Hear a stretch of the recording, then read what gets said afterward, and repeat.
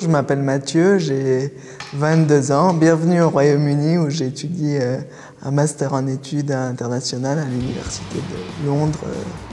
J'ai eu donc un Bachelor of Arts en politique internationale et politique comparative délivré par l'Université américaine de Paris. Et puis avant cela, j'ai eu un baccalauréat économique et social à Paris. Morning. How are you? You look a little bit tired.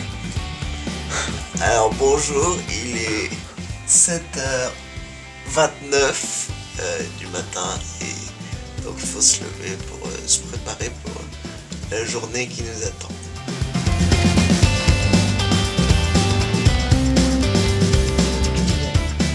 Mon handicap, c'est une paralysie cérébrale.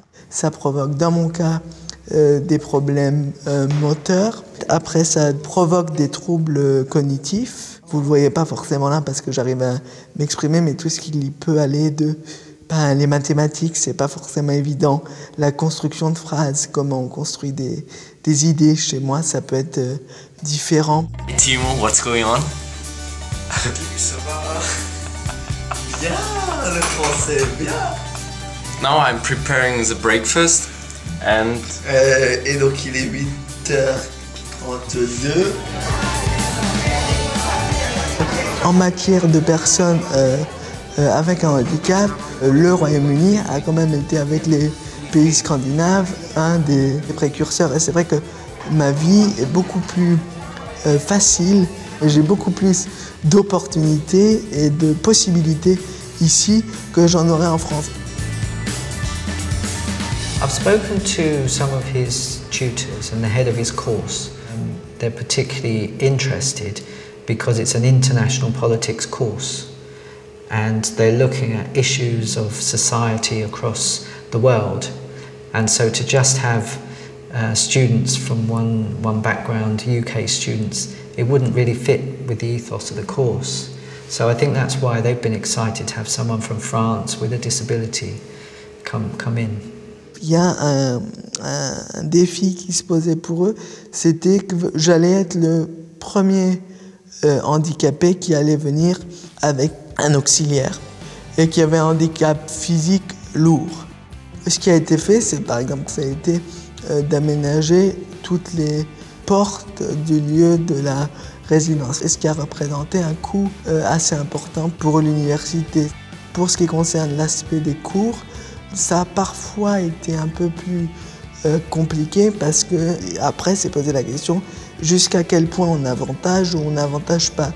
Ce qui a été créé pour moi, c'est par exemple du temps supplémentaire.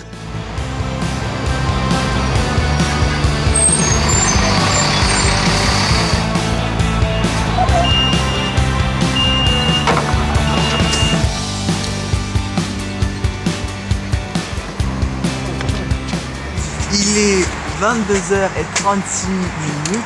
Exactement, je ne peux pas vous donner les secondes. Et voilà, là je rentre de mon cours d'islandais, donc je rentre chez moi, dans mon appartement qui se trouve de ce côté-là. Je suis en colocation avec 6 autres personnes. Il y a une bonne cohabitation.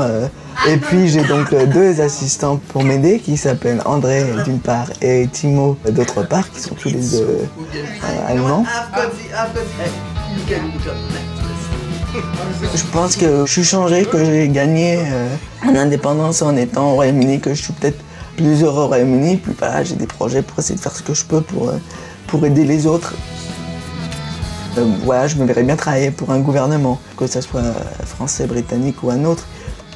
Le conseil que je donnerais à une personne qui est en situation de handicap, ça peut être long et compliqué, mais il faut le faire parce que plus il y aura de personnes qui le feront, plus les démarches seront simplifiées. Et puis, si vous pouvez avoir le support de votre famille, de vos amis, c'est bien. C'est pour ça qu'il faut être gentil avec les gens. Et puis sinon, foncez, go ahead.